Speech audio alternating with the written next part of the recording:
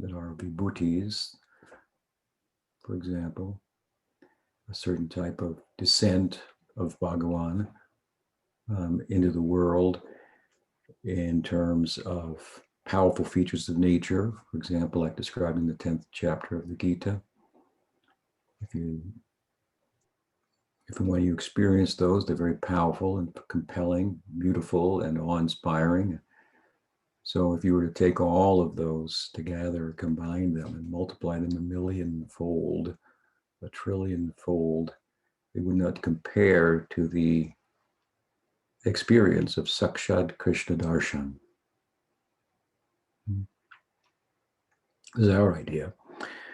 And of course, history itself is limited as a discipline in terms of arriving at the truth.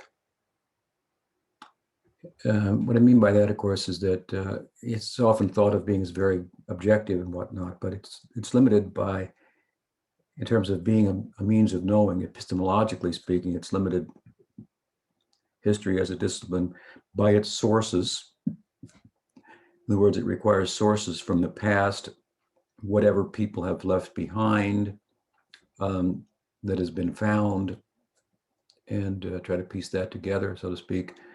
And that method then of piecing together the sources is interpretive on two levels. It's, first of all, the information that we have, what people have said about themselves, written about themselves, and so forth, is in itself an interpretation of their own times. And for that matter, there are probably any number of different interpretations of the times, just like in our times. People interpret them very differently. Depends who you talk to, what the times are like. So you're dealing with source material that's, if it's written and if it consists of people expressing themselves, you just have one interpretation that you're dealing with of the times, and then on another level, the second level, you interpret what that all means in terms of your own times, or the historian does so.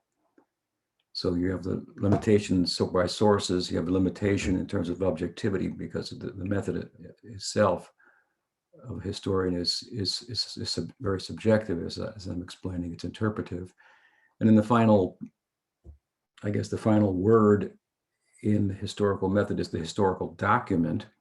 But the historical document is not comparable to the past any more than apples are comparable to oranges, because one thing is a written document, the other is living experiences of the past. So the past and history are not the same thing. They may both be fruits, but they're different fruits.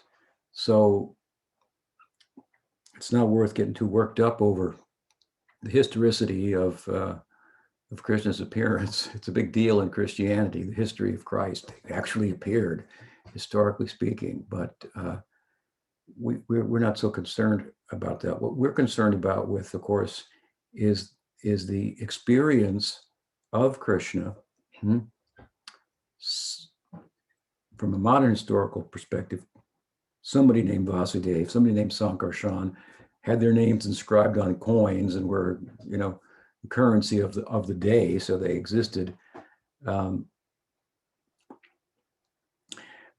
we're interested in the experience of Vyasa's experience of Krishna, which is not an ordinary experience, because his experience is through the lens of his samadhi. That means from a very controlled yogic mind. This is something that might give us a clearer picture of what's going on than a mind that's very limited in terms of its ability to focus even for a few minutes. So steeped in samadhi, Vyasa wrote Srimad Bhagavatam. His interpretation of Krishna.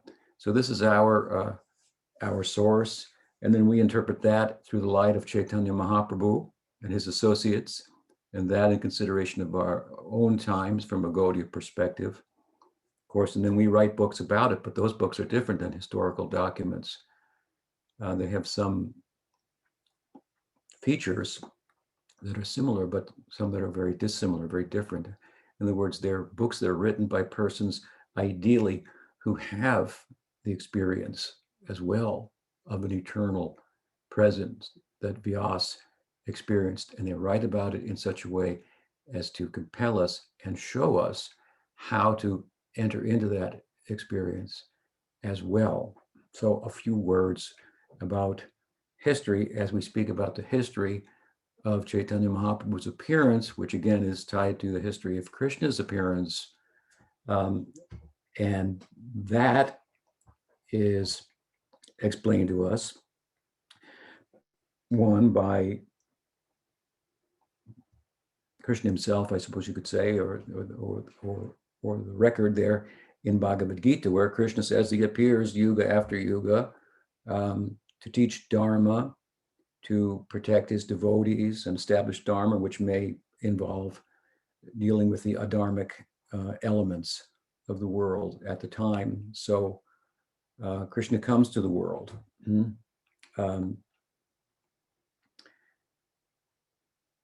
The emphasis there by our Gaudiya commentators is, of course, that he comes to protect the devotees, which means to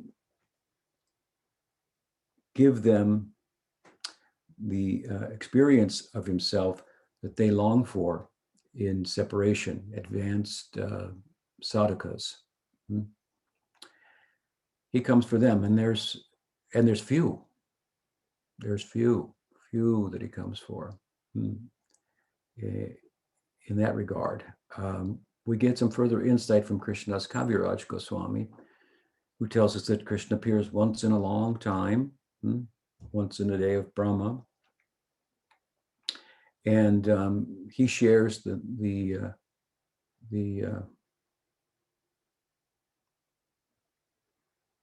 further the experience of Krishna, the personal experience of Krishna having appeared in the world. So he appears, again, back to the Gita, for his devotees. But his experience, Krishnadas says, he reflects upon after having completed his manifest Leela. He reflects upon it. One of the principal reflections is that I came to the world, I displayed my Leela, I played it out in human society, my human-like pastimes. I was able to collect a couple of devotees, a couple of rishis, who figured it out somehow, that Gopi Bhav was worth having. A couple of cowherds who figured out that having me as a friend was a worthy ideal. Somehow they figured it out. Rupa Goswami explains in Bhakti Rasamrita Sindhu that what we find in the Bhagavatam, the text of Vyas, that Krita Punya Punja, Sukadev describes them. These guys, these boys that I'm talking about, they must have performed sadhana for lifetimes and lifetimes to have been able to arrive at such a position of intimacy with the Absolute. Rupa Goswami goes on to say that there are some sadhakas from earth and some from heaven that come at the time of Krishna's appearance, feeling those pangs of separation. They enter his Leela, or he comes for them, and a couple of rishis who entered into the Madhurya Rasa through the Rasa Leela described in the Bhagavatam. But there's only a couple. Most of the people, Krishna experienced that based on my appearance in the world, they worshiped me, but they worshiped me in a way that's not, that they don't get me. They don't understand me. His experience was people don't understand me. Even my devotees don't understand me, except for these rare couple of rishis and a few other, couple of, like I'm mentioning. They don't understand me. They worship me, with awe and reverence, like Venkateshwar in South India, Krishna deity. They worship me like that. And then they go to Vaikuntha. And when they go there, I'm not there. I don't have an abode in Vaikuntha like Ram does. At least that's how it appears. Every other Leela avatar has an abode in Vaikuntha where Narayan shows that face. This is one way of looking at it, but I don't. So my devotees, there are many of them, they worship me, but they don't understand me. They don't get me. And then they worship in one way, but they don't get the corresponding result. They see me as some type of limited face of Narayan that doesn't even have an eternal abode. So this is one side of his experience. My devotees don't get me. I have to do something about that. And secondly, and the two are really, really wedded together, really tied together. His reflection is, and I don't understand myself. My devotees don't understand me, and I don't understand myself. What I saw in the Prakat Leela was that Radha, in her separation from me, this is a special feature that characterizes, in an overarching sense, the manifest Leela, whereas the Aprakat, the unmanifest Leela, is characterized by union. The Prakat Leela is characterized by separation. So the special experience of Radha's extreme separation, when Krishna, having left the rasa dance with her, leaving the other gopis in separation, subsequently left Radha as well to be found by the other gopis, and her separation exceeded, and ecstatic symptoms resulting from that exceeded that of all other gopis put together, who then understood something about her position, and together with her, they of course went to the bank of the Jamuna and they engaged in kirtan. And Krishna sheepishly came from the trees, peeking in and observing their ecstasy.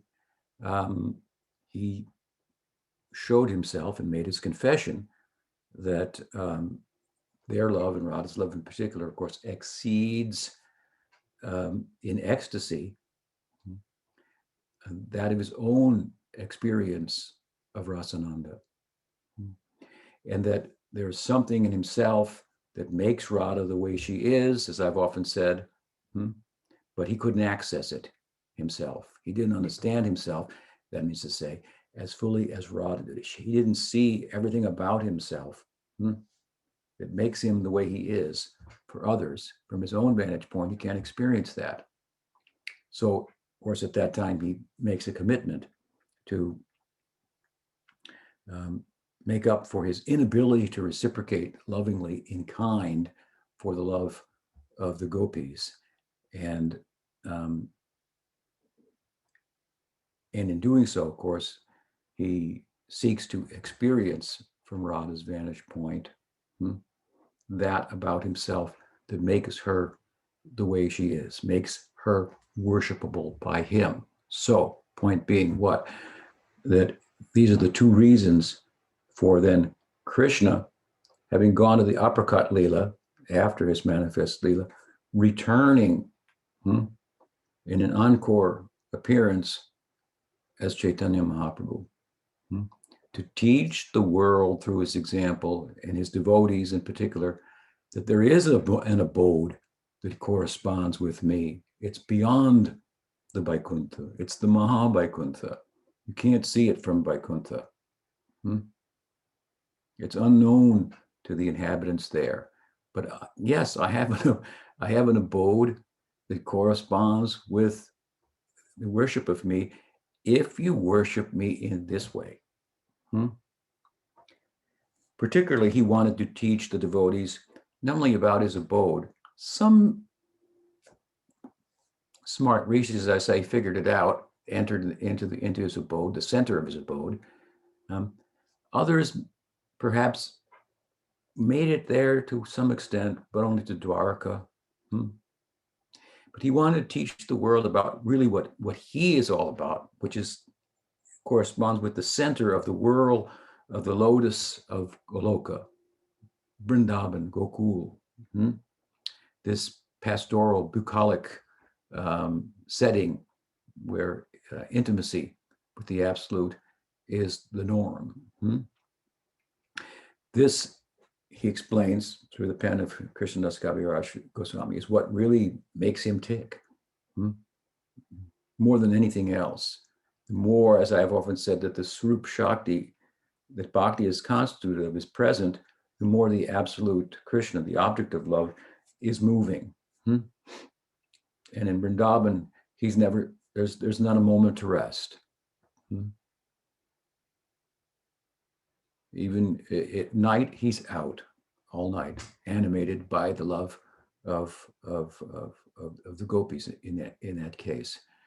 If we go to the other end of the spectrum, of course, in Brahman, there's no bhakti manifest there, and the absolute is still and formless and so forth. As we start to move towards Golok through Vaikuntha, Swarup Shakti, bhakti is more manifest, and the absolute takes a shape, has qualities, starts to move, has some leelas. And as we go to the end of the spectrum, of course, as I say, in Goloka, then there the Swarup Shakti is fully manifest in Mahabhav Swarup and Ishri Radha and Krishna. The absolute is fully animated. So to tell his devotees about what really makes him tick, you're my devotee, you should know this about me. Don't worship me to go to Vaikuntha. Worship me to go to Goloka. And within Goloka, to this that place that really, properly understood, the Bhagavatam is showcasing directly and indirectly. Directly by the descriptions of the sentiments there in Goloka, the description of the Braj Leela, and indirectly through the Mathura Leela and the Dwarka Leela, properly understood, they're pointing back at the nature of that realm. How there Krishna is more present even in his apparent absence than he is present in his apparent presence in Dwarka. The person is wherever their heart is, right? Wherever your heart is, wherever your mind is, that's where you are, regardless of where you may appear to be physically. So Krishna eternally resides in Braj, and he's animated by the chastisement of Mother Yasoda far more than he is by the Vedic hymns praising him. So this was his experience. People don't get me. And for that matter, I realized in the Aprakat Leela, through the Prakat Leela and the separation of Radha, that I didn't really even understand myself. So I got to go back there and make up for the shortcomings. I came to the world, people didn't understand me. I need to go and explain to them in detail, and I need to do it by example, because example, it speaks louder than precept. What we do will be more important to our children than what we say, especially if what we say is different than what we do. They remember what we do and call us on that. So Mahaprabhu, as an expert teacher, Krishna as an expert teacher, Krishna as a teacher. This is Acharya Leela of Krishna. It's not that easy, but it's relatively much easier to say that Chaitanya Mahaprabhu and Krishna are one, the same person, than it is to realize that. It's not easy to realize that. That cowherd romantic is a Brahmin boy who took sannyas. These they're very, very different in many respects. To realize that it takes some real focused practice, if you will. But That's what Gaudiya Vaishnavism is about. So these two are inseparable, intertwined, complementary, Gaur Lila, Krishna Lila. I've described them as a reversible jacket. It's got gold sleeves and a gold collar, and it's black. And if you turn it the other way around, it has a black collar and black sleeves, and it's gold. So Gaur Lila is Krishna Lila turned around, but it's the same jacket. Chaitanya Mahaprabhu's Lila, Chaitanya Mahaprabhu himself, we can philosophize about it, and we should. It would help us. He must be Krishna because he's obviously divine. He's obviously some type of avatar from the traditional perspective. He's some type of avatar, and some people can go that far, but that he's Krishna himself, the two are the same. He's the avatari. I mean, these are extended ideas that not everybody can grasp. This was something, as I say, Krishna was himself dealing with. They don't get me. So Gaur Lila is meant to just tell that in no uncertain terms. And so, such a body of teaching is there through Chaitanya Mahaprabhu's inspiration of Rup Sanatana and so forth. We find, for example, well, how can Chaitanya Mahaprabhu be anyone other than Krishna when he's interested in Leela Madhurya? Varaha is not interested in Leela Madhurya.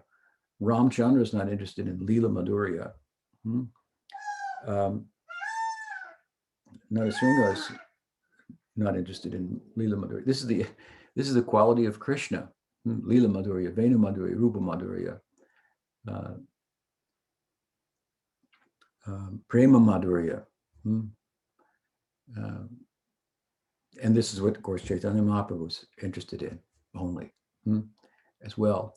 So the two are one, and the two histories are combined. So the history of Chaitanya Mahaprabhu's appearance is what I'm saying is comes out of the history of Krishna's appearance. And that history of Krishna's appearance, the way we take it is we take it from our sources is the Bhagavatam describing the controlled meditative mind of Vyasa, focusing on the phenomenon of Krishna and what arose from that. Now, the interesting thing, an interesting thing from there, I think, is that while Krishna, as Chaitanya Mahaprabhu, makes an effort appearing in the world to speak about his abode, as I'm saying, that he has his own abode. And the center of that abode is the kind of love that in his own Leela makes up the shortest period of time and is obscured by the Aishvarya of his Mathura and Dwarka Leelas, where he's a prince and he's establishing Dharma, speaking the Bhagavad Gita. And so again, on even a good number of his devotees, the Braj Leela is lost. It's like, well, he was a child like this, but really the person, that may be cute, but who he is who he is in his adult life. No, who he is who he is in his adolescence in Braj. Of course, he never ages beyond adolescence. That's another thing. But in his youthful pastimes in Braj is who he is. This is lost on the vast majority of even his own devotees. So he wants to make that clear to them, and that the ways of love found there have an abode. The bhavas there have an abode that corresponds with that is of the same nature. Those bhavas are eternal. Nitya Siddha Krishna Prem, Sadhika Bunay, Shravanadi Sudachite Kore Udai. They're the same. Now, the point I'm getting to is that while Chaitanya Mahaprabhu is Krishna making an effort to speak about his own abode, this is, of course, the work we find in Sanatana Goswami's seminal text, Priyat Bhagavatamrita. what are the two cantos of Brihad Bhagavatamrita about? They're about the highest kind of love that affords the greatest intimacy with the Absolute. And Nard goes through all the different levels, experiencing different devotees, and ultimately through uh, uh, um, through Narad's search, of course, he comes to Dwarka, and inadvertently reminds Krishna of the gopis, and Krishna loses it, if you will. Nard feels bad that he must have done something wrong. Krishna comes to external consciousness and tells him, no, the best friend is one who reminds others about their beloved. Vadopakari smritidapriyanam.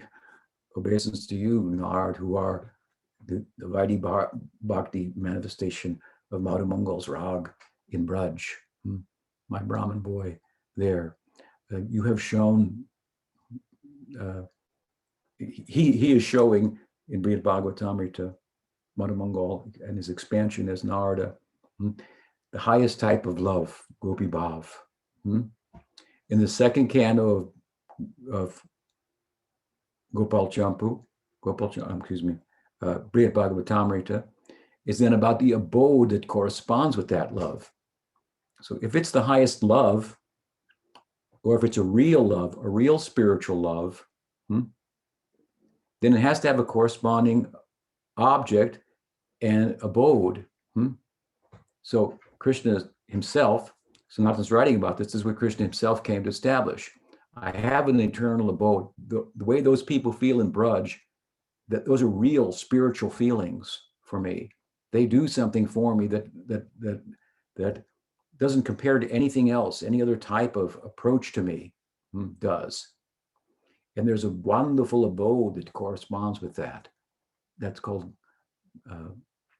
Vrindavan, Gokul, about the Mahavaikuntha.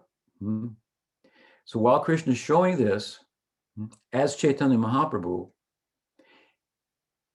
after the disappearance of Chaitanya Mahaprabhu, the Goswamis, like I'm mentioning, Sanatana Goswami, in his text, other texts of Rupa Goswami, Jiva Goswami, they're all making an effort to make the same point, among others, but this point, to underscore what Chaitanya Mahaprabhu came to teach. One part being that my devotees don't understand who I am and what really turns me on, and I need to tell them. And secondly, I didn't understand myself, and I've come to taste that. So they're writing about that. They're preoccupied with that. These are the immediate and founding acharyas of Gaudiya Vaishnavism. But after the passing of Chaitanya Mahaprabhu, the thinking about his appearance doesn't end. And the Goswamis, having done what they did to establish a sampradaya, a lineage, credibly, by taking the Bengal boy, Nimai Pandit, and explaining him in Sanskrit with volumes and volumes of theology, Sanskrit being the religious language of the time, of the different sampradayas and so forth, which established themselves as credible lines or lineages to pathways to enter into transcendence. So the Goswamis did the work to establish the Chaitanya Sampradaya, the Gaudiya Sampradaya, through their literature. They took I often say, the ecstasy of Chaitanya Mahaprabhu, which is like a great waterfall that you could not approach, and they turned it into a lake in the form of their writing that you could then bathe in and swim in and drink from and become acquainted with. So they, in a soft way, they didn't form like a corporation, but in a soft way, they institutionalized the ecstasy of Mahaprabhu in the form of their writing and established a credible sampradaya. That was an important work, and it required the entirety of their energy and focus, but it left some focus to be taken up by the next generation of devotees. And one of those focuses, an important one relative to today, of course, is perhaps first appears in the work of Dhyan Chandra Goswami. Dhyan Chandra Goswami was a disciple of Gopal Guru Goswami, who was an associate of Chaitanya Mahaprabhu. So he's a generation later. Bhaktivinoda Thakur in his Jivadharma writes towards the end of the text that the work that was begun by Rupa Goswami and Sanatan was later taken up in earnest by Dhyan Chandra Goswami, and he became the principal representative. And he penned a text that sought to show a gradual way of pursuing and attaining what Chaitanya Mahaprabhu came to give. And in the context of that book, what is it called?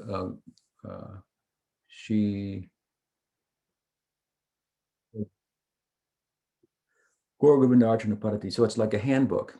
Of course, Dhyan Chandra was steeped in Madhurya Rasa, in Manjari Bhav, so it's focused in that way. But in Jaiva Dharma, he's teaching both to Brajanath and Vijay Kumar, who were in Sakya Rasa and Madhurya Rasa. And the point I'm coming to here in the text is that there's a certain focus on Gaur Leela and on Chaitanya Mahaprabhu that corresponds in some ways with the reason that Chaitanya Mahaprabhu came to show, for example, that there's an eternal abode of Krishna. It corresponds with the worship and so on and so forth. In other words, Dhyan Chandra began the work of, or answering the question, what about Chaitanya Mahaprabhu himself? What about the worship of him? Is there an abode that corresponds with that? There must be. The Goswamis didn't take up this work. They were preoccupied with establishing the Sampradaya in the first place and why Chaitanya Mahaprabhu came and so on and so forth. But the fact that he came and he did what he did, it being significant as it is not the end of the story.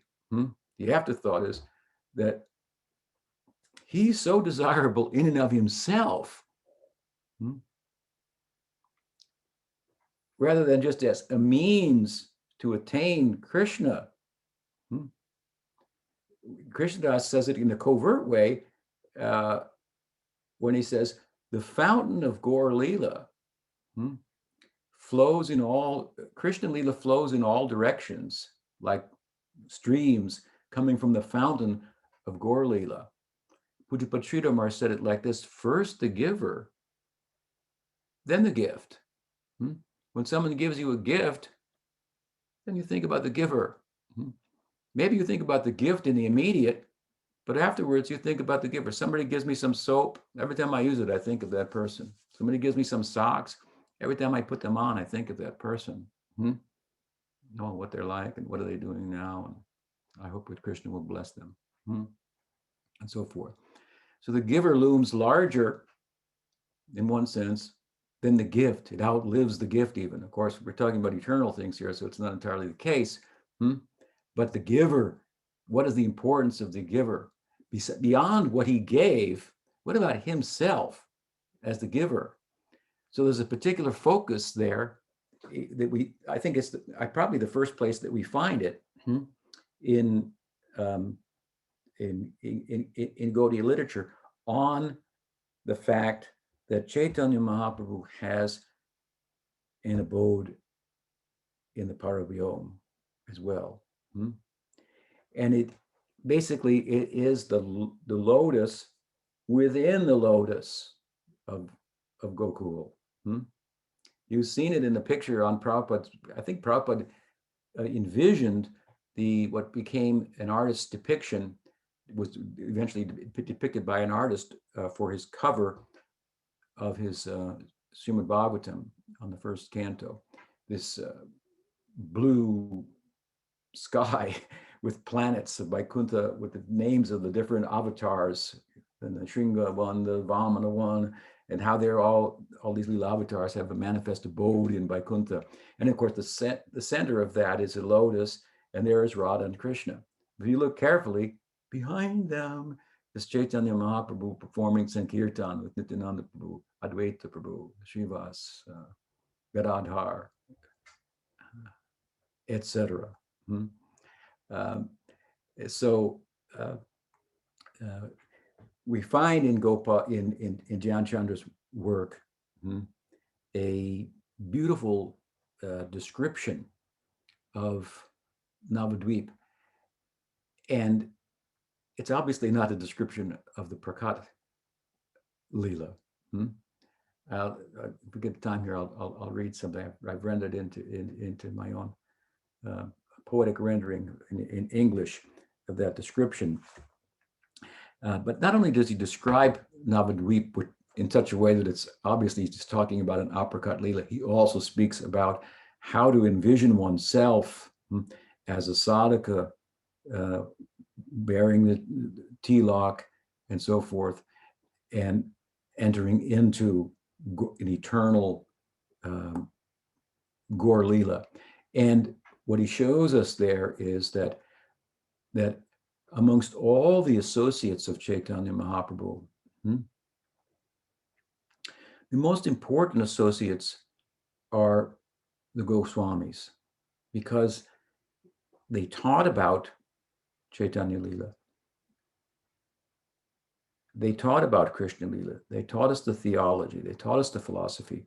And they also exemplified the way to enter there as sadhakas. Not all the associates of Chaitanya Mahaprabhu taught us by their example how to be a sadhaka. When Srinivasacharya wrote about the Goswamis, what did he say? Sankhya Purvaka Nama Gananatibi. They chanted a prescribed number of rounds. They paid obeisances to other Vaishnavas and so forth. They led an ideal life as an example for us. We don't find that in Mother Sachi, for example. She's not showing the example of how to enter into Krishna Leela. They're in Gaur Leela, the Goswamis, in the Prakat Leela. And what is their relationship with Chaitanya Mahaprabhu? Their relationship with Krishna is one thing. They're manjaris. The Dwadasa Gopals, same thing. They're in Krishna Leela. They're in Gaur Leela. Their relationship with Krishna is in Sakhirasa. But both of them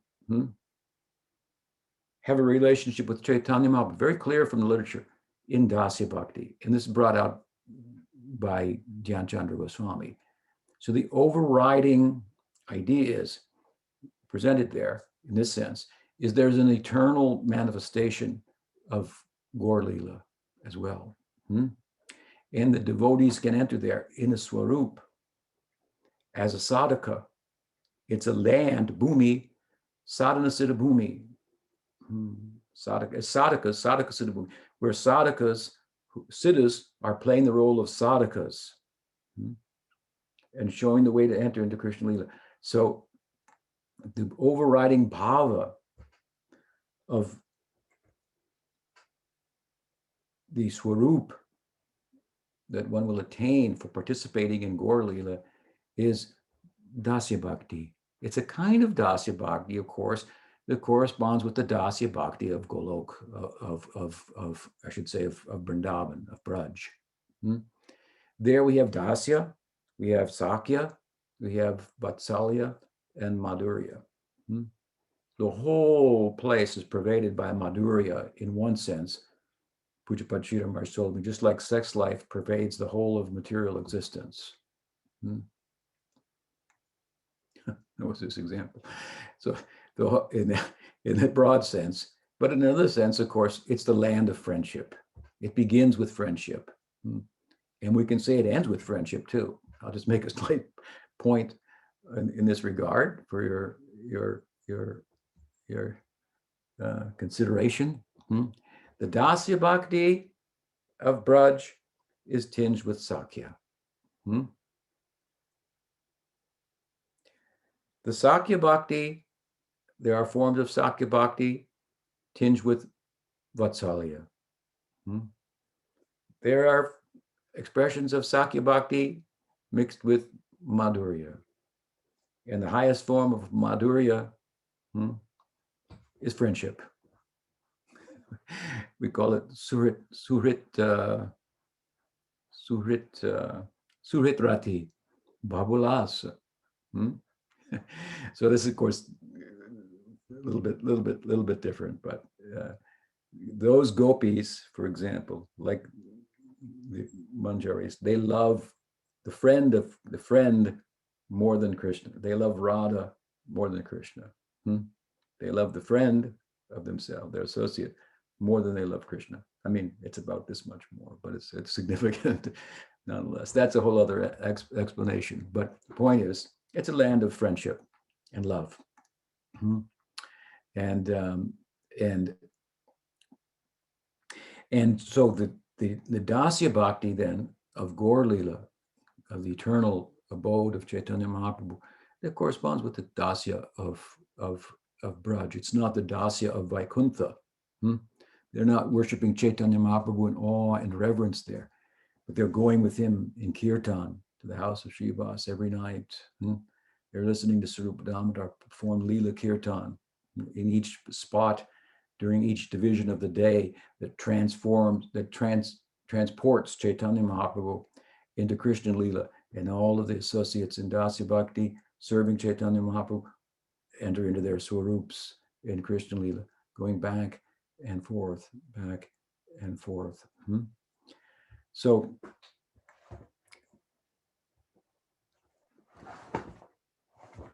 as there is worship of Chaitanya Mahaprabhu, so there is an abode that corresponds with him. And the worship, the nature of the bhava there is the bhava that we see exhibited by the Goswamis who are teaching the way, not only to Krishna Lila, but to Gaur Lila as well. They're appearing in Gaur Lila as they do, as in Dasya Bhakti to Chaitanya Mahaprabhu. We see that throughout Chaitanya Charitamrita to Chaitanya Bhagavad, how the Goswamis related to Chaitanya Mahaprabhu. He is, along with Nityananda Prabhu, they are the samasti gurus, the macrocosmic manifestation of the guru. So as we have a relationship with the microcosmic manifestation of the guru in the Guru Parampara, our guru, so we will have a relationship with Chaitanya Mahaprabhu as well. He is Krishna and is Acharya Lila. So in Dasya Bhakti, but a special kind of Dasya Bhakti that's tinged with Sakya. And so it's not in awe and reverence, but we have a service. We can bring a towel, bring water, bring his shoes, and so forth. But we're fully participating there in kirtan, bathing in the Ganga, throughout the 8 divisions of the day, entering into, even in Sakyarasa, entering into parts of the Leela that ordinarily one would not in Braj, that are exclusive to Madhurya Rasa. For example, Nisha Leela, the nighttime Leela, the Nishanta Leela, the early morning Leela, the Radhakund Leelas at midday. Mostly Krishna's friends don't participate in these things, but in their Gaur Leela Swarups, they'll participate in them. And there are some ways in which they do participate. That is, the Narmasakas do participate. I've written about that. And I think with that, let me read a little something, if I can find it here.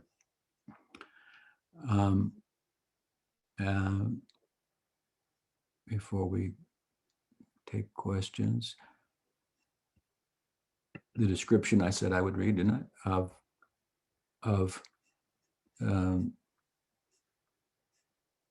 Let's call it Nityanavadvip. And you can see from the description, I'm going to read it to you, how it's describing an aprakat Leela, not just the manifest Leela. On the beautiful bank of the Ganga, Dhyan Chandra writes, lies Navadvip Dham, decorated with delightful groves and gardens.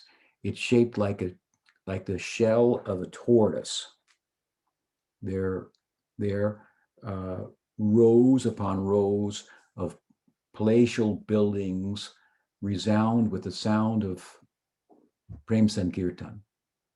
Jayantachandra says, I pray to Navadvip Dham, non-different from Sri Vrindavan Dham and unequaled in the three worlds. The banks of the Ganga are adorned with beautiful blossoming trees, vines,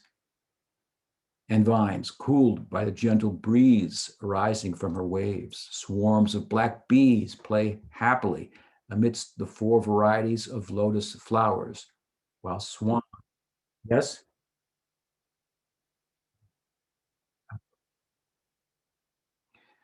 Right. Swarms of black bees play happily amidst 4 varieties of lotus flowers, while swans, chakravakas, and other birds play within the water. The bathing ghats on her banks are made of precious gems. She exhibits a variety of ecstasies, purified and colored by the dust of Gaura's lotus feet.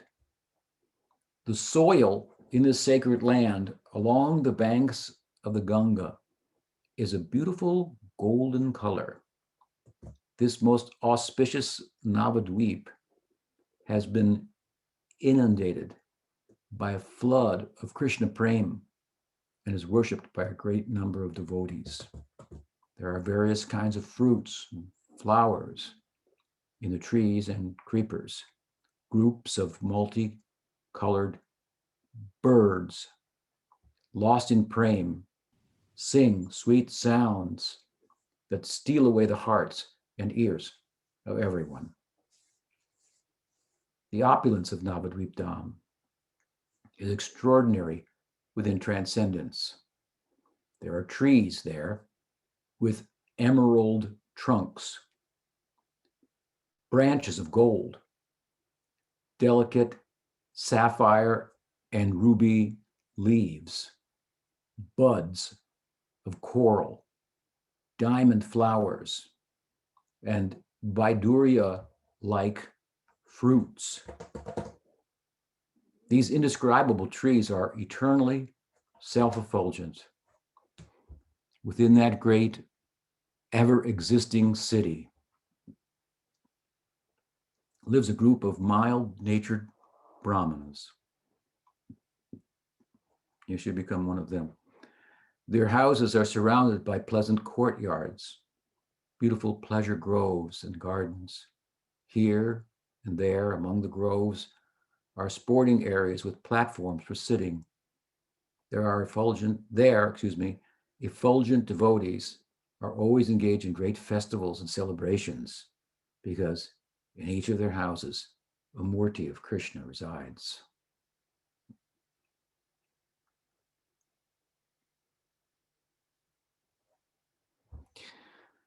So there is a place somewhere above and beyond the rainbow that corresponds with Chaitanya Mahaprabhu's Prakat Leela, just like there is a place that corresponds with Krishna Leela. And the two are intertwined, one lotus within the other lotus. And this is the idea, the prominent idea in Gaudiya Vaishnavism. Worship in Navadvip, in Dasyabhakti, worship Chaitanya Mahaprabhu and Nityananda Prabhu, following the example of the Goswamis, and live at the same time in Vrindavan as a Gopa or a Gopi. Does anyone have any questions?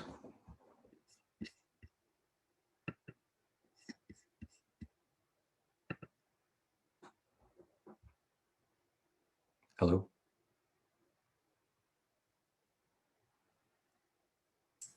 Now we're all here. Anybody have a question? You have to unmute yourself. Guru Maharaj, can you hear me? I can. The Apricot Leela and the Prakat Leela seem so different, I have to say, both in Krishna Leela and Chaitanya Leela. But the Krishna Leela seems a lot more the same than it does for Lord Chaitanya. And that brings me to the idea that there's in the eternal Navadweep, we essentially take birth as a Brahmin boy. And then we go back and forth between that and being a Gopa or a Gopi. I have to say, it confuses me somewhat, and I was hoping maybe you could talk about this a little bit more, just so that I've thought about this a lot, and you're the only person I've ever heard that has brought this up. I mean, maybe Pujapad Sridhar Maharaj did, but Prabhupada never brought this up. So I would be interested just to understand this a little bit better. Well, of course, I've given you some references to draw upon. I'm not the first person to talk about it. Referred to Dhyan Chandra Goswami, but Right. Bhaktivinoda Thakur has said that some devotees favor Krishna Leela, some favor Gaur Leela, some favor both. So you have options. If it's too confusing, you can just pick one. But once I talked to Bhaktivedanta Narayan Maharaj, who had just been in Navadweep, going to the, through the Parikaram for Gaur Purnima and so forth. So I said, so did you have a happy time? He said, oh yes, very happy, he said. And then I said to him, forget what I said, but something to the effect about Gaur Leela and, eternal identity in Gaur Leela and so forth. He said, I have no imagination for that. That's what he told me. So he didn't mean it was just an imagination, or he wasn't dismissing it, but he was expressing his own focus on Krishna Leela that to me said, well, he is a devotee who focuses on Krishna Leela. Some will focus on Gaur Leela, some focus on both.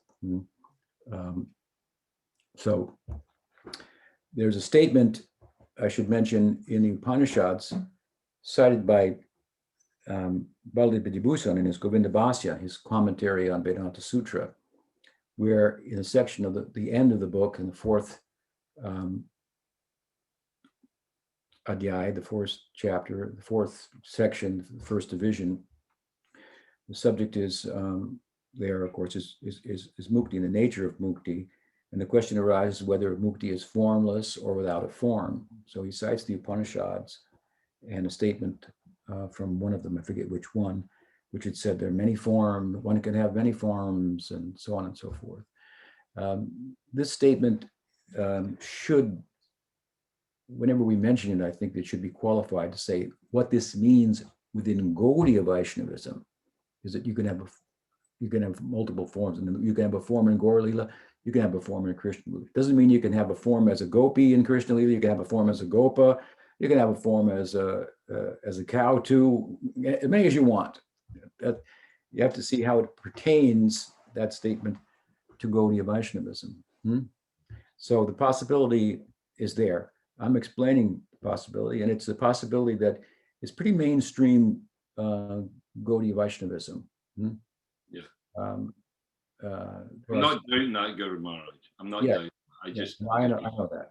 There are some obscure, with regard to this point, sectors of Gaudiya Vaishnavism that question the idea that there's an eternal abode of for Chaitanya Mahaprabhu's Leela, and think of it only as a Prakat Leela, because the Goswamis don't talk about it, but I think I've explained that in succession, further light may come. Now, unfortunately, in seeking to shed further light on the significance of Gaur Leela, sometimes it's taken to extremes that contradict what very important devotees and authors have said about it. For example, both Vrindavan Das and Krishna Das have said there's no parakiya for Chaitanya Mahaprabhu. Right. So if you want to emphasize Chaitanya Mahaprabhu too much, suddenly he becomes the Nadia Nagar, the hero of the romantic hero of Nadia, and he's got many gopis and manjaris of Vishnu Priya and so forth. This idea has not been entertained by Krishnadas Kaviraj Goswami or Vrindavandas Thakur. But again, the emphasis on the possibility of Dasyabhakti in an eternal Gaur Lila, that makes sense, and there's clear acceptance of that throughout the Sampradaya. Now, your question seems to be more like, how does it all work? It's a little, my head's spinning from this and so forth. Well, you have to go there to find out, but obviously you should be happy to know that there are possibilities therein that exceed the possibilities of our present limited experience. But, at the same time, materially speaking, we are different people in different circumstances in relation to different persons at the same time. At the same time, we're a father to some, we're a husband, to another, and a friend to another. So we have different identities in different circumstances.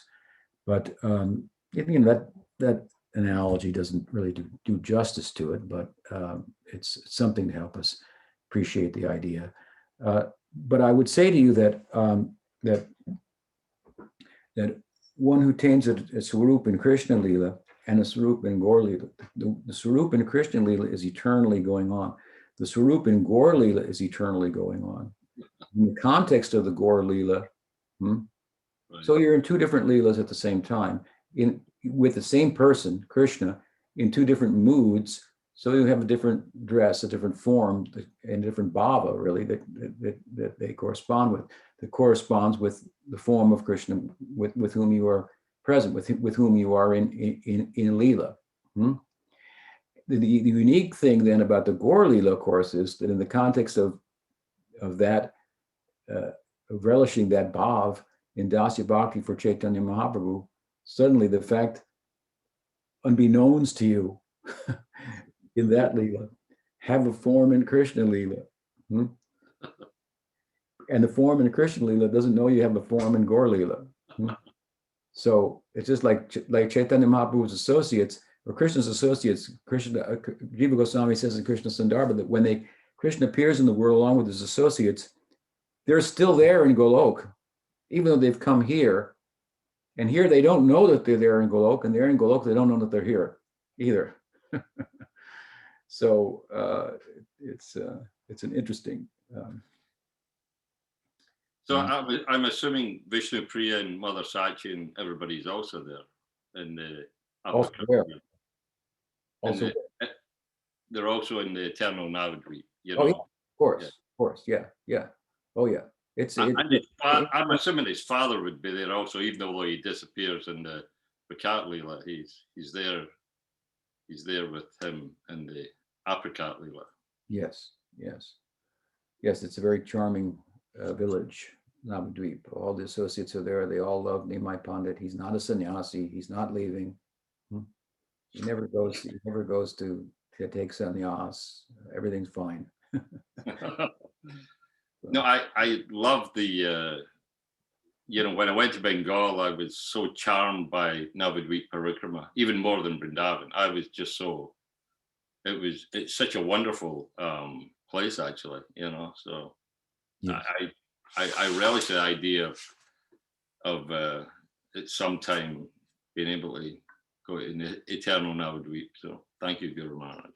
Krishna Lila, the story of this begins, of course, in Himalayas, and where the Ganges begins up there, and Ganges reaches its culmination in Bengal, in the Bay of Bengal. There we find Gaur Lila. Gaur Lila is the culmination of Krishna Lila. Haribol.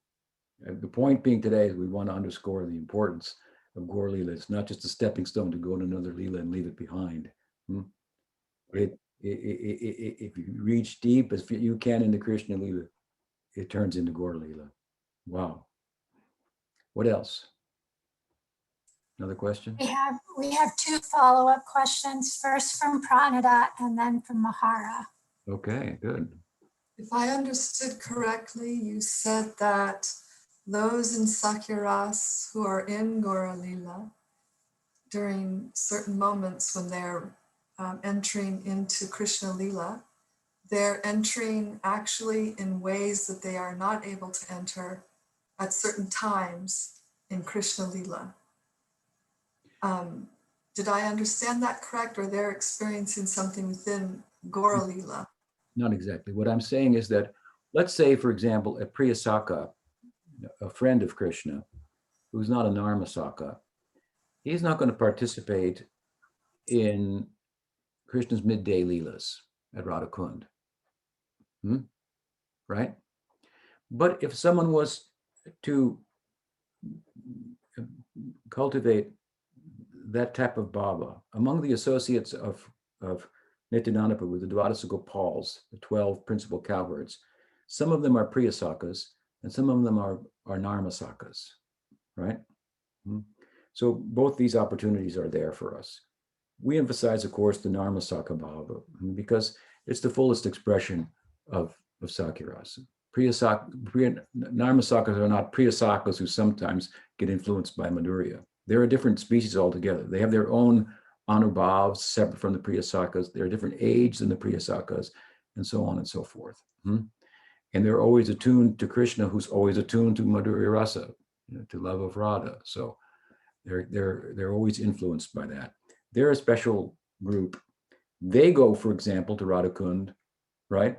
That bhava, I want to say, follows Krishna to assist him and assist Radha. They're giving their life for that. In Krishna Lila, there's great risk involved in the midday Leelas.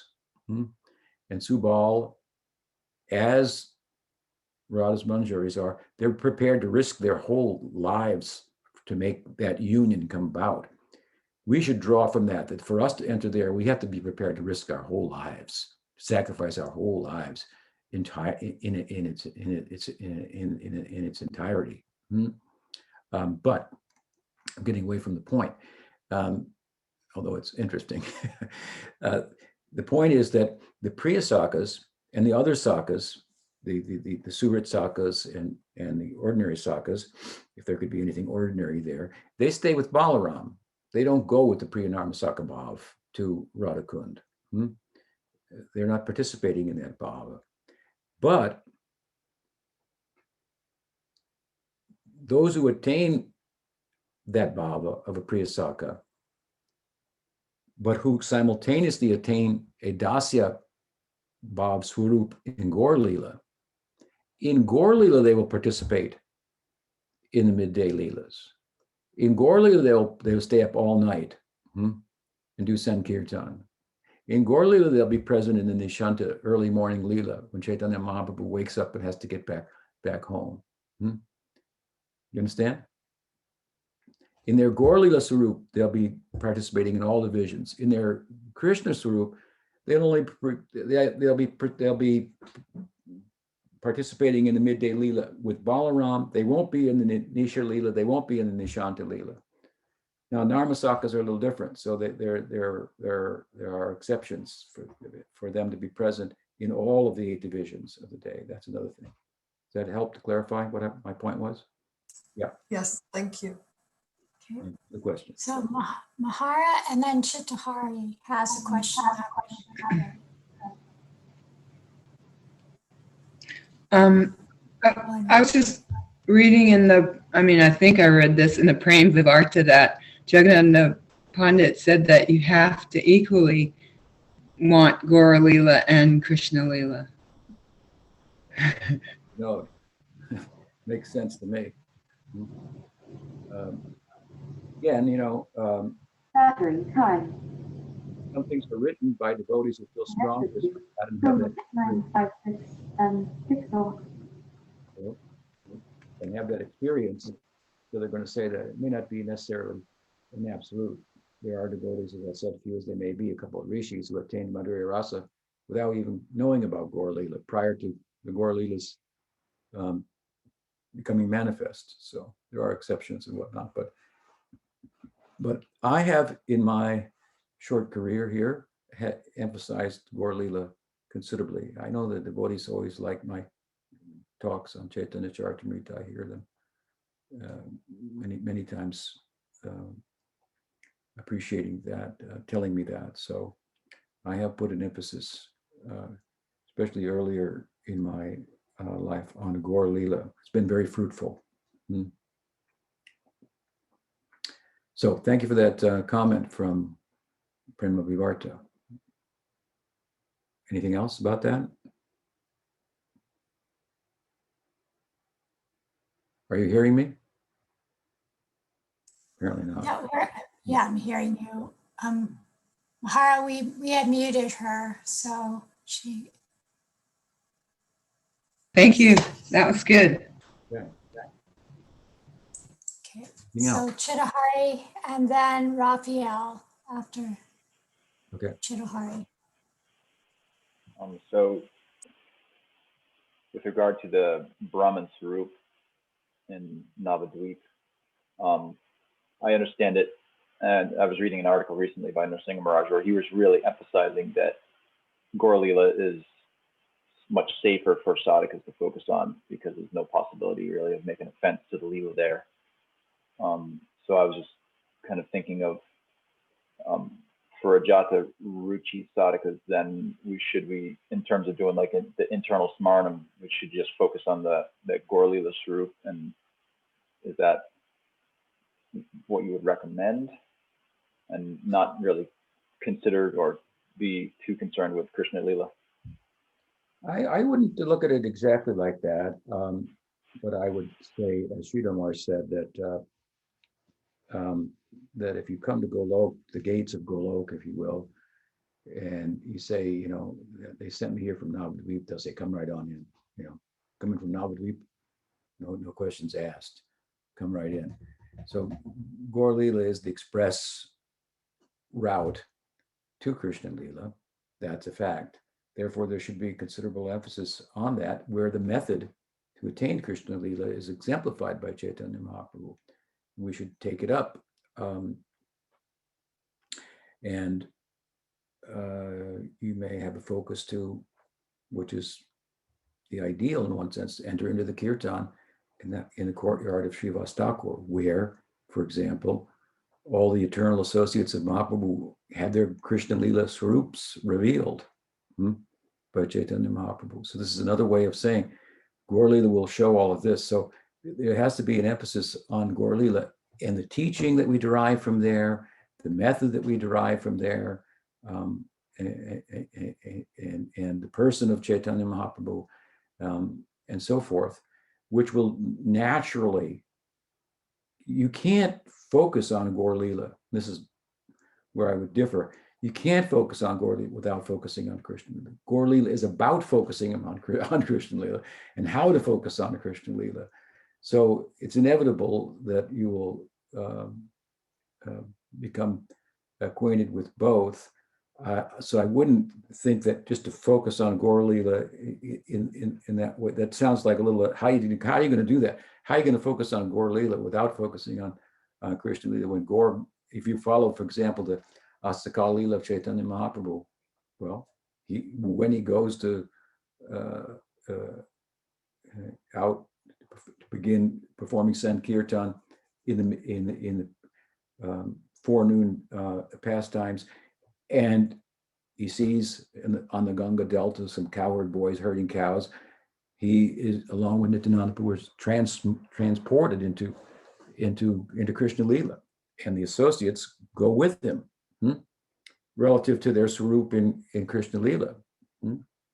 So it seems hard to focus on Gaura Lila without, in such a way that you don't focus on Krishna Lila, but to focus on Krishna Lila through Gaura Lila and complement your focus on Gaura Lila with insights about the ideal and so forth. And I think it is easier for most devotees to put, let's say, more focus on Gaura Lila and what it's like. It's advocating a life of sacrifice, self-giving, and so forth, and in general,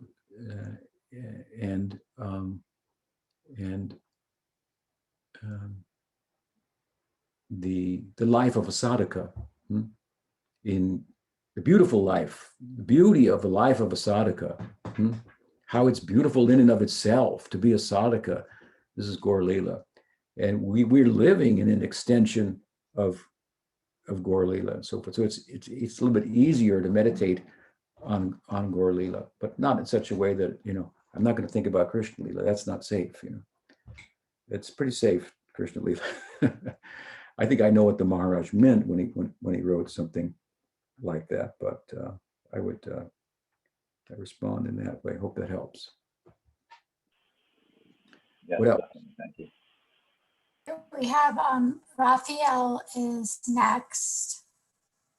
Hello, everyone. I'm sorry, can you hear me? See, yes, we can. Good. I need to move a few steps back as regards my questions. And my first question is, why God made complicated for all of us by showing this path through Chaitanya Mahaprabhu? Wouldn't it be easier to show everyone the way how Ramanujacharya approached by chanting Om Namo Narayana? And wouldn't it be easier for our philosophy follow like Bible or New Testament to introduce this path and worship towards Narayana or any kind of Vaishnava according to old traditions? And it wouldn't be easier to send like Acharya like Srila Prabhupada, who could teach how to approach God, in this kind of way, rather than go through the different leelas and just make it complicated for us, like, because it is very complicated religion, compared to Christianity, in my opinion, and even I have a great inspiration and attraction to Narayan, to think that God is great, God is omnipresent. I'm really, want to elevate him, and have a relationship in the same time through, for example, through Jesus, and contemplative about him. But why God made this extension, after a few centuries after Ramanujacharya appeared, to make a complex, and for us it's easy because we practice this. It's only 100 devotees, but what's about hundreds of millions, who cannot get to this subject so deeply, So maybe Vaikuntha is enough. Maybe it's enough for us. That's Right. My question is. Right. Well, it's not that God made things complicated, but God is complicated. God is not a simple subject. He's complicated. People are complicated. Every individual is very complicated. How long does it take to know a person? You can live with them for years and realize I didn't know him. Finally, I know him. Let me out here. So people are complicated. God is complicated. He's multifaceted. And for the most part, what you say is true. God does and has already appeared in the world and sent acharyas to teach about him in ways that correspond more with the kind of aishvarya or reverence that we find towards God in other religious traditions across the board. So Ramanuja already appeared, Madhva already appeared, and so forth. They already taught that. Their teachings are there. But that doesn't mean that Krishna doesn't exist. He does exist. And he is who he is. And unfortunately, he complicates everything, being as complicated as he is. But the beauty, of course, of his descent is that while he is revealing himself and a very complex theological figure who's difficult to attain, he's given the easiest method that you could take up to attain him, which is basically Nam Kirtan, to chant his name. And at the same time, the easiest way to attain Narayan in Vaikuntha is through Nam Kirtan. So if you look at the school of Ramanuja, it's actually pretty complicated how to actually do all the worship and so forth, compared to just do Kirtan, which anybody can do anywhere and any time. So at the same time that Chaitanya Mahaprabhu, Prabhupada, representative of him and so forth, are teaching about Chaitanya Mahaprabhu and the complexity of Krishna Lila and the intimacy therein that is different than the Aishvarya Bhav, in other traditions and so forth, and other schools of Hinduism. At the same time, they're giving a method by which you could easily attain Aishvarya Bhav if you want. And there are people that chant Nam Sankirtan because Nam Sankirtan is the Dharma, according to Hinduism, of Kali Yuga. So it's the ordinary Dharma which makes for an easy method to attain Vaikuntha. So you can take that part out if you like and say, here, Chaitanya Mahaprabhu and his associates have given an easy method that's easier than what Ramanuja has given to attain Vaikuntha. Chant the names of God. Simple. That's the be all and end all of it. Chant the names of God. It's the best way to enter into meditation, to cleanse your heart, and so on and so forth. You don't have to do other purificatory processes. You don't have to go through the karma marg and then the gyan marg, and then come to bhakti as you do in the Ramanuja school and so forth. It's analogous in some ways to, Christian singing about Jesus. I suppose they have their songs, and it's celebratory and so forth. So anyway, it's an easy method to attain on reverence. There. Easier than what Ramanuja's given, easier than what Madhva's given. And at the same time, if you want to look more closely at it, then it's an easy method to attain something that's otherwise impossible to attain, that association with Krishna in Braj. So there's two sides to Chaitanya Mahaprabhu. There's the breadth of Chaitanya Mahaprabhu's mission, and there's the depth of it. The depth of it is about these intimate, deep, complicated, theologically complicated insights and so forth, meditations and so on. And the breadth of it is that it is the Yuga Dharma for everyone. So in the Hare Krishna mantra, for example, both things are there. You can attain the depth, or you can focus on the breadth. So there are people, I'll give you a story. There was a devotee of ISKCON, a member of ISKCON, devotee of Chaitanya Mahaprabhu, who became frustrated with ISKCON. Hey, I can sympathize with that. But unfortunately, he gave up Gaudiya Vaishnavism because he was frustrated with ISKCON, and ISKCON was the representation of Gaudiya Vaishnavism that he had acquaintance with, apparently. Rather than seek further acquaintance with Gaudiya Vaishnavism, he acquainted himself with Ramanuja Vaishnavism, Sri Vaishnavism, and he felt comfortable there. He didn't encounter things that he did in ISKCON that discouraged him. So one day in South India, he was going to enter into the Sri Rangam temple, which is the capital, if you will, of the Ramanuja Sampradaya. But the man at the door, the priest at the door, said, no, only Hindus can come in here. He said, no, I'm a Hindu. He said, no, only Hindus can come in here. And he said, well, wait, here's my paper. You see, I have been initiated. I'm officially a Hindu. I'm initiated in the Ramanuja Sampradaya. He said, no, only Hindus can come in here. Can I come in? He was a Westerner. And so he tried, and the priest wouldn't let him in. And then in frustration, without thinking about it, he said, oh, Hare Krishna. And the priest said, oh, Hare Krishna, come in. You can come in. So Hare Krishna is the easy way to enter into Vaikuntha. That's one way to think about it. What else? Another question? Thank you, Guru Maharaj. Okay, Okay. Pamanava Swami, there's a Spanish question from Jivesh Ananda. Okay. It's like a really. Do you see it?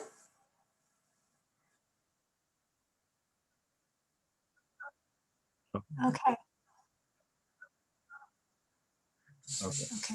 I would read those two. So then there's a question from Omkar, and Vamsidas. They have some ones that follow up to, so Omkar just is asking, he's see. heard you talk, yeah, you can see it, and then you can see Vamsidas also, so if you can. Omkar is asking that he never heard me talk much about Chaitanya Bhagavat. What do I think about reading it? Yes, a very important book.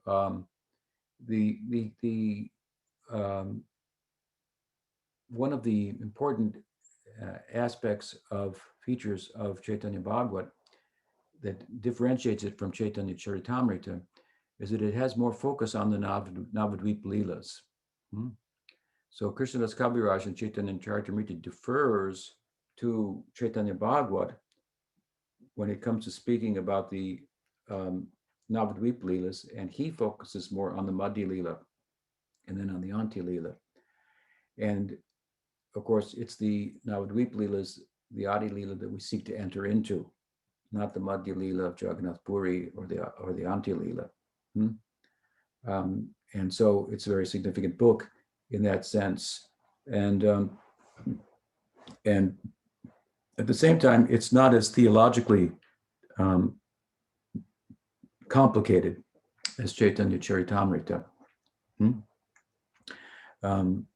And so it's a little easier to access as well. It's highly recommended to read Chaitanya Bhagavat. Then I see a question from Vamsi Das. He says, somewhat connected to Omkar's question, which we just answered, which text most vividly illustrates and illuminates the details of the apricot Gaura Leela in Nitya Navadvip, Chaitanya Charitamrita or Chaitanya Bhagavat, Shri Gauranga Leelamrita, etc. Well, between the two, Chaitanya Bhagavat and Chaitanya Charitamrita, as I've said, because the Chaitanya Bhagavat focuses on Navadvip rather than Jagannath Puri Leelas, it is more preferable in that regard, you could say. Gauranga Leelamrita I think that's a small book written by a disciple of Vishwanath Chakravarti Thakur, perhaps, about the 8 divisions of the day in Gaura Leela. That's a nice little book. There's a book by Siddha Krishnadas as well, usually referred to as the Gutika, that also speaks about the 8 divisions of the day in Gaura Leela. Now, I've written about that as well in my book that I'm writing. The last section of my book is looking at the 8-fold divisions of the day in the apricot Leela of Krishna and Chaitanya Mahaprabhu from the vantage point of an Narmasaka. So that should be coming out soon enough. That would be something worth reading as well. So with that, I think we've had some good questions and an interesting discussion, and we should bring it to a close. We've spoken for a little longer than usual today. So thank you all very much for your interest in Chaitanya Mahaprabhu, and I hope to continue to have your association going forward. Sriman Mahaprabhu ki jai, Gaur Mahamod Sabati ki jai, Oh Bhakta Vrinda ki jai.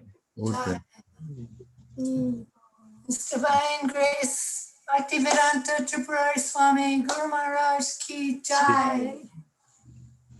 Thank you so much for the beautiful class. Pramanoda Swami, did you want to make an announcement about the classes for next month? Do you want to say anything about that? Because I didn't get a notice.